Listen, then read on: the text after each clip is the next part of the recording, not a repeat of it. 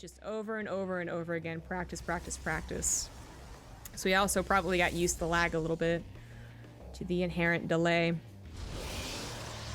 It still will affect you. I'm not saying that he's magical and it doesn't affect him at all anymore, but I think he probably has a bit favorable of a position. If he's anything like me anyways. For some reason, the East Coast, of where I live, specifically in Virginia, I guess, I actually don't get much delay when I go over to other servers. So I think Neeb also has better luck with that than some other people. But you know what? We already have a proxy pylon, so let's do the intros. In the top left, again on Kairos Junction. What the hell, guys? Playing other maps. It is the red Protoss, Neeb. In the bottom right, as the blue Terran, it is apparently Heromarine. Playing on his barcode. So this was maybe Neeb's replay that was given out or something like that, because I feel like Heromarine ladders on his stream on a Heromarine account, on a barcode account. I could be wrong, though. Anyways. We do have some discussion about that last game, but I guess to quickly point out, we do have a proxy gateway. So things are going to get heated real quick. And Heromarine has no idea about this. Not typical to SEV Scout in this matchup, really. So this is going to be interesting. Also a twist. Expect TVP. You say a proxy happened, you think of the Terran proxies. Nope. It's Protoss proxying. Neeb might know this is Heromarine despite the barcode. These guys have got notes on their friends list about barcodes, as well as just kind of the feeling of where their MMR is. Who could be that barcode's MMR, right? So that could be one of the reasons he's doing this. Heromarine definitely more of that macro-oriented guy. You know, kind of hates it when people do unorthodox things. Things he deems not as efficient. But I'm not sure about that. Just conjecture. Well, I thought I'd have time to talk about Liberators versus Vikings, but I don't. The Stalker's already here, along with a single Zealots. The SCV will not be able to finish that command center, and that idea of the command center should just be given up. The weird thing is, though, is that if there's no reason to give it up, then you don't have to. And by that, I mean, if you have enough minerals to build your bunkers, to build your starport, whatever, you don't have to give the command center. And it could be a useful tool to buy time or scouts to see how much they're investing into this. So unless you really need the money, don't cancel the command center immediately. But, you know, hopefully you do remember to cancel the command center. Bunker has got to go down. There's tech lab being built in the factory. Unfortunately, that's just what you got to do to build a Cyclone nowadays, but the Cyclone is generally the way to go to defend things like this. Command center is eventually canceled. It did the most that it could. And it is being rebuilt in the main base. At this point in time, Heromarine definitely knows that it's a proxy gateway. In fact, he probably should have known just because both units came out at the same time. There are some aggressive forward gateway positions that, you know, also do this, but not nearly as many units as quickly. So he knows it's a proxy, but judging it correctly, saying that I can still get my command center, maybe he's correct, maybe he's not. Cyclones do go down rather quickly than you expect anyways. Although I guess it's ditto for how Protoss units look against Stalkers, so it's like this weird, well, your unit dies fast, so your unit dies fast, so your unit dies fast. But the Cyclone should always hold the ramp. Just a little bit of lag right there. I shouldn't say lag, just a little bit of miss micro. There we go. And now specifically microing against the units offensively, he's a little bit dangerous. It's a little dangerous. He loses it. But it seems like Heromarine is already confident he was going to hold, already confident that Neeb was on to bigger and better things like macroing. His Reaper did get across the map, so that's why he was perhaps confident in chasing after that. His tank was also about to finish. It is now out and ready to go. Certainly the next best thing. Kind of. Depends on what situation you're in. Usually it's Cyclone, though, and then maybe some other situations it's tank, but usually you want to start adding in tanks because they get better in the mid-game. Cyclones, not so much. Unless you're playing that really weird mass Cyclone style against Protoss, which I personally don't really like. So unless Neeb wanted to sacrifice a ton of units to jump on top of that tank, because he doesn't have Blink, he doesn't have a War Prism, this tank is going to hold. Now we have a second tank. Heromarine has successfully held against the proxy. The question is, did he take enough damage for it to be warranted? Right, for Neeb to actually be okay with how this went down. 6 workers at the Blade Command Center. I'm going to say Neeb's okay with it. But I'm not sure it's exactly what he wanted. Best case scenario, you break up the ramp and you win the game, of course, but Perhaps even better scenarios, you get maybe 2, 3 more SCVs building that bunker, for instance, repairing these supply depots. Yeah. Yeah, okay. I'm gonna go with that one. Neeb, I wonder what he'd have a more appropriate read on the situation, I suppose. But I feel like we should be fairly confident with how that went down. You gotta keep an eye on whether or not Heromarine moves across the map with his tanks, which would be dangerous, but if you think Neeb's gonna go for a fast third, then it could be the right call. Neeb did not really go for that fast of a third. I mean, context of this game and how late his natural was, maybe it's an okay time, but there are other ways to get, other timings to get that third base. I mean, he didn't have to get Stargate, for instance. He didn't have to get a robo. He could have just done something extremely greedy, like go right into a third and put all of his chrono into that. But now it's more of a reasonable third base, and he would have had enough units certainly to defend against any tank push, especially with how long it would take to get across the map. Phoenix will do some scouting, they'll do some harassment. They will help out against any tank push that comes on later on, right? So it's a good tool to have, generally, the Stargate. If you're in that weird position where you just attacked or you were being all in, so Stargate is usually a good all-around tool to get. It looks like Neeb is going to be going into Colossus in Phoenix, which is very annoying. Never really fell out of the realm of possibilities of a Protoss player, but let's be real. For a long time, Protoss players are just like, oh, upgrades, charge, it's fun. For a long time, they said, okay, Colossus Blink is the standard way to go. But there was a time where Phoenix Colossus was the most bullshit OP thing ever. And every Terran player was 2-base SCV pulling against it. Yeah, it's a little past, but it is still a different composition to deal with, and very tricky to deal with too. You know, if you're the type of person that just goes instantly, oh, I see Colossus, I'm gonna go Vikings, well now you have this issue of dealing with the Phoenix, which they're so, I mean, they're surprisingly effective. You think Vikings so durable, big honking little mechanical things, and these little tiny Phoenix suddenly, they used to out DPS them, I guess, but maybe 1-to-1 they don't anymore. They still soak up a lot of the shots. Vikings not specifically like, what's the word? Trying to think of something more specific than DPS. They don't fire that quickly, right? So every shot really matters with a Viking. And if Phoenix soak up one wave, then suddenly you're out of luck. They also stop you from stacking the Vikings on top of the Colossus, which is usually my go-to plan, personally. Usually I'm like, oh shit, there's Colossus. Let me build 16 Vikings and just hope that they YOLO over a bunch of Stalkers. Much harder to do against Phoenix. So TLDR, I don't like the style. I'm really interested to see how Heromarine is going to deal with this style. He did go for a pretty fast third CC, basically right behind his natural almost. Again, this game started off a little bit weird, but he had to take his time getting to it. He had to kind of, I mean, get enough units, right, to feel safe enough to do it. Could he have gotten it faster? I guess technically, yeah. There was no real attack on the way, but there were a hell of a lot of Phoenix. They just took out a good size portion of Heromarines' army for nothing, right? Just a couple of shield damages right there. And, yeah. That third CC ends up being a little bit late. Neeb already on his way to a fourth base. Almost done, in fact. Rate of fire. That's a good one. Thank you.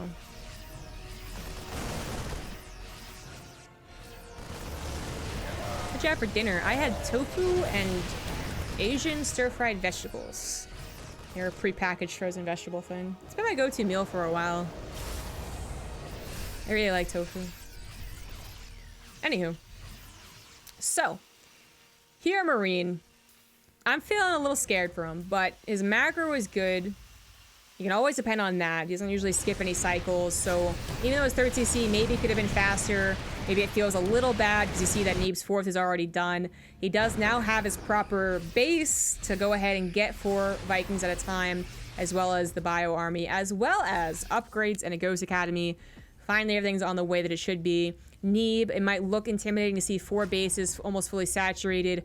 bunch of Phoenix, couple of Colossus are down the way. But if we look at the upgrades, we'll note that Neeb is missing what is so usual to a Protoss. Even if they go Colossus, usually we would have +1 done at this point. Nope. With so many Phoenix on the way, we do have their +1 almost done, but not really any upgrades on the rest of the ground army. But Neeb is super doubling down on the Phoenix. He already went up to 2 Stargate, double that. We're going up to 4 Stargates, which does open up the opportunity, if this game goes on for a lot longer, to go into a lot of Tempest very, very quickly. And Tempests, if you don't know, are very fast little suckers nowadays. They are now not just an answer to a bunch of Liberators, they're also just simply good, annoying to deal with. But that won't be for some time. As calm as things have been, besides Neeb occasionally harassing Heromarine, rather effectively too, I don't want to make it sound trivial, this has got to be really annoying for Heromarine. It's been calm. There's not been many attacks. They've both been ramping up. Heromarine might even feel restricted, and like the only option is to ramp up, right? Like he's probably figuring if he moves out, his SCVs will die, 1 missile turret, hell, 4 missile turrets will not hold against that many Phoenix, and that if he does move out, he also just simply won't win the actual fight. And he'd be right. He's down about 20 army supply almost, but more importantly, he'd be on the offensive, right? And we all know defender's advantage as the phrase to bow down to and respect, and it's absolutely true. But whenever you're the attacker, sometimes it's favorable because you can kind of set up positions and maybe catch them off guard.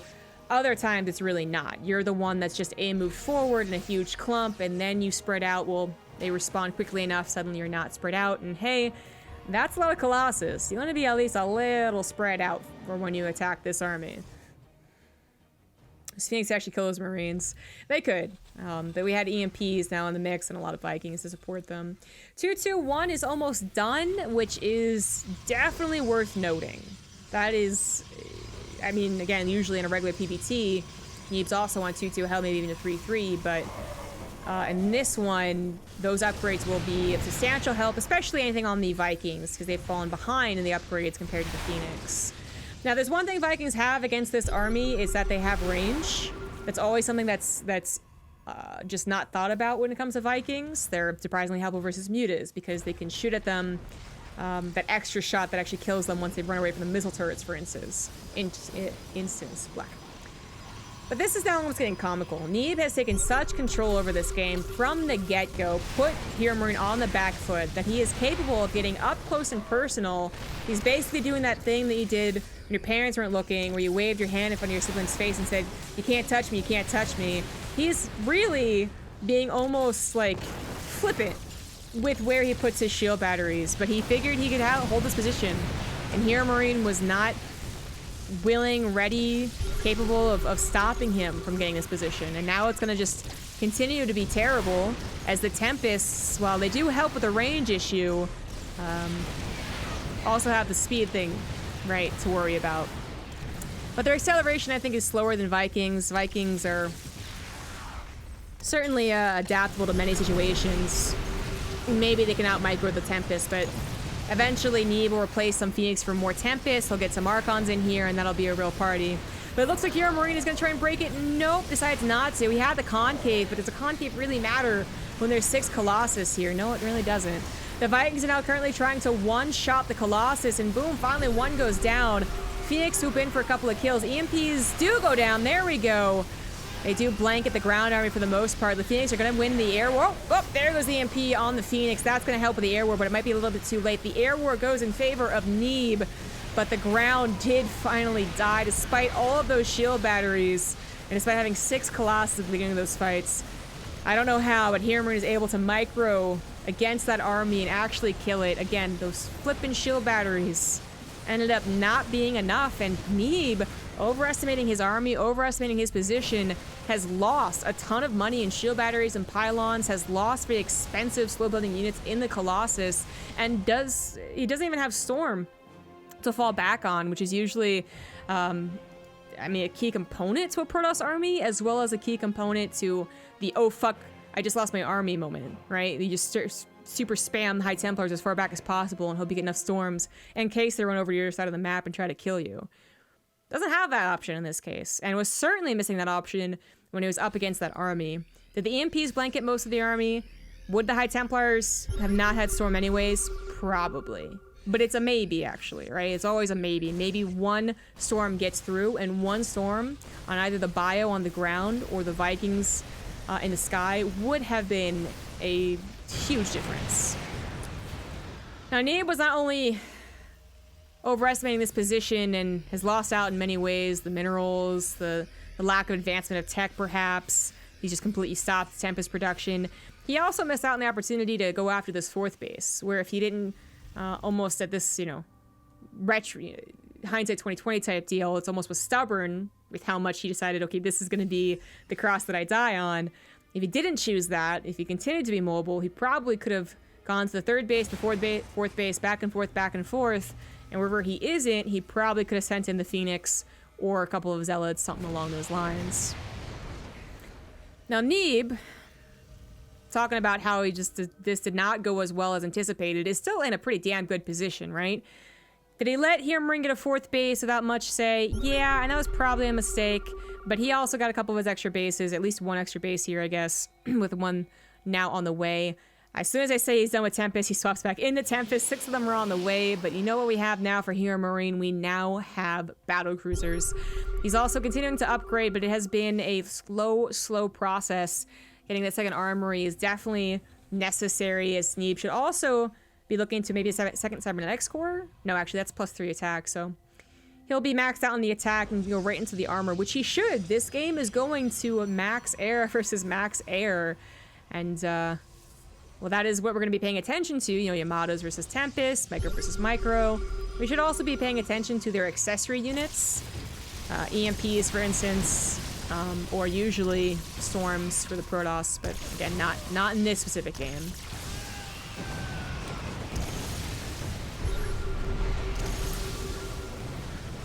They both have lost a significant amount of units, resources, but surprisingly even right there. Considering how expensive Neeb's army was, I guess it makes sense. It was one big collapse of a gigantic army versus a lot of buildup of Phoenix snipes here and there, and well, Heromarine also lost a pretty big army, but they have both back up to max. Neeb comes out ahead in the bank and is rebuilding the shield battery minefields, as not all of them were killed when Heromarine went forward to deal with some of them. He does have some ground upgrades, including a shield upgrade, so I guess when we're talking about air upgrades, with Protoss, you always have to remember they have the shield. But we have an attempt at a surround. It's a little awkward. This army now pushing past this awkward gateway is now getting on top of the Colossus, but a lot of this army has already died. A couple EMPs go down. Phoenix are EMP'd. More so about losing their shields than it is about losing their energy in this case, and they will take on the Vikings once again.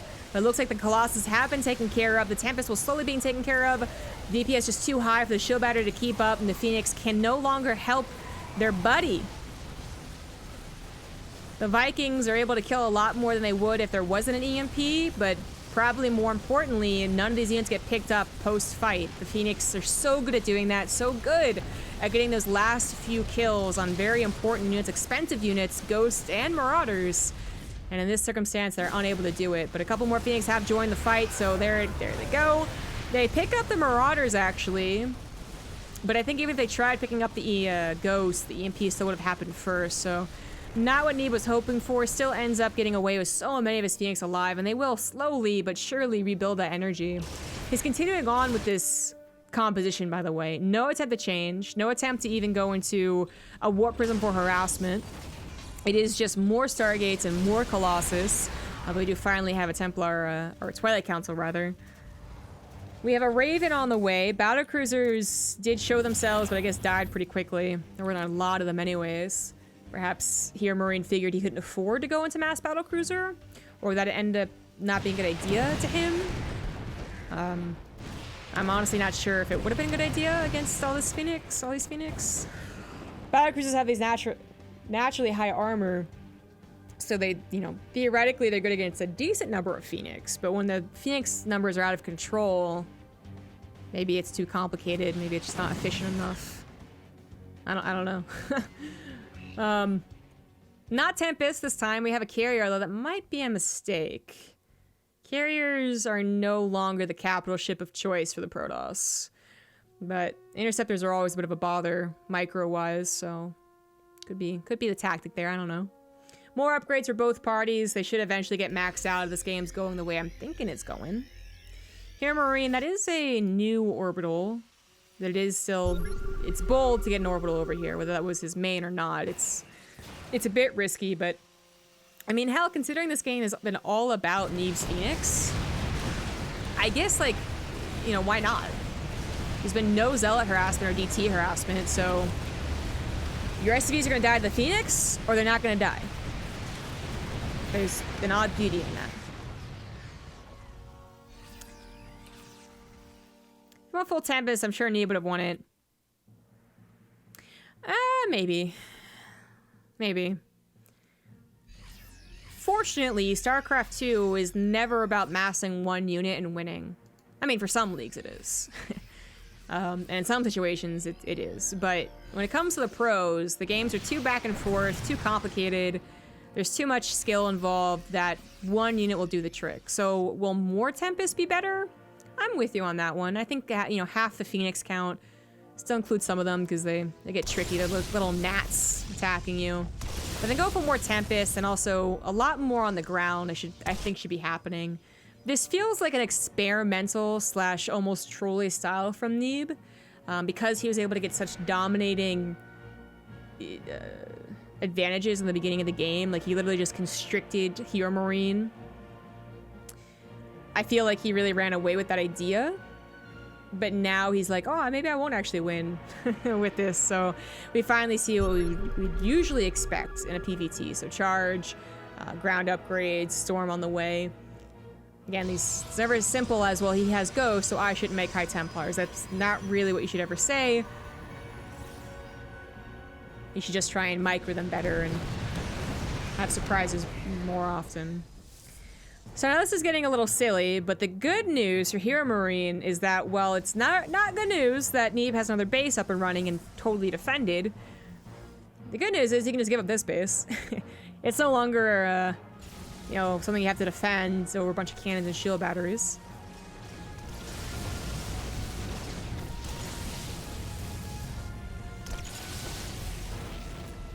Neeb purposely killing units to replace with better units. He's gonna go with carriers, which is an interesting option. Heromarine also starting his own little bit of harassment. I mean, a lot of things have been missing from the Terran side, but not really when it comes to composition. Heromarine definitely went the more standard way of advancing his army. He went for bio, then he went for a lot of Vikings, then he went for EMPs. Not ever really including Liberators, but that's because the Phoenix were around, right? Even battlecruisers at this type of game does make sense. And, you know, Raven or two also is pretty good to have. It was Neeb who kind of jumped forward to this mass air thing and then has now gone back to the simpler times. Charge and storm. And is looking like it's normal.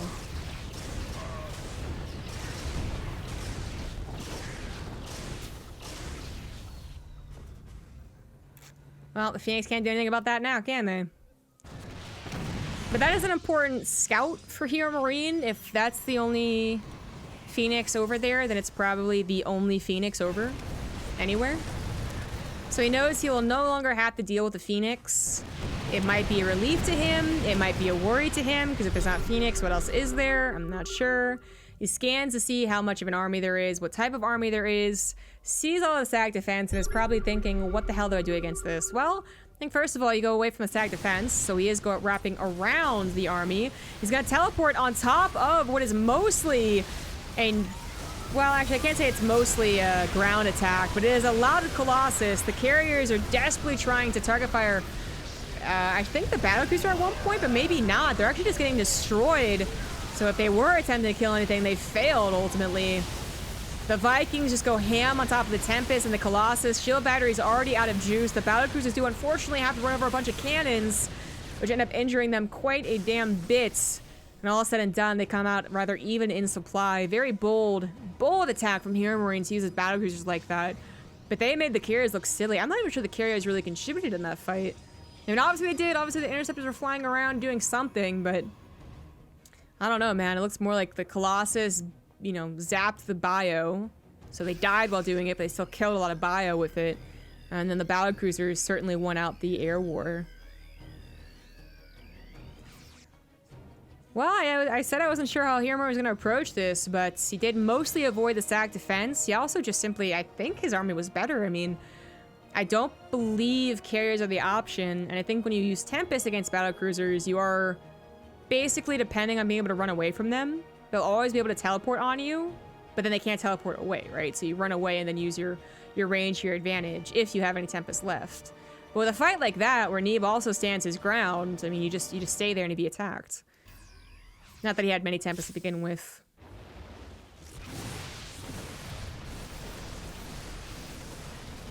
Well, more battlecruisers are on the way. I think Heromarine, yeah, there was that one battlecruiser he made so long ago, and then we didn't see one for such a long time.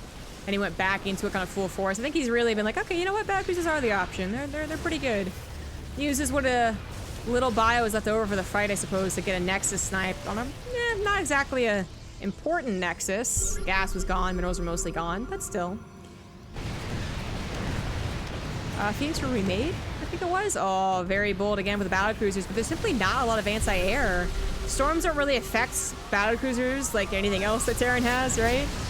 And, yeah, it's not like you have Immortals punching upward to the sky. That would be really effective, right?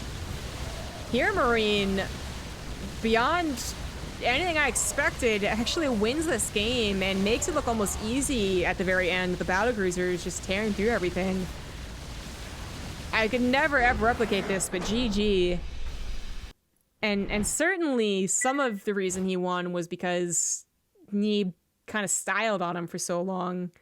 I mean, we were missing a couple of really crucial things to me, not even compositionally, whether he should have gone for more Tempests, you know, earlier on or whatever.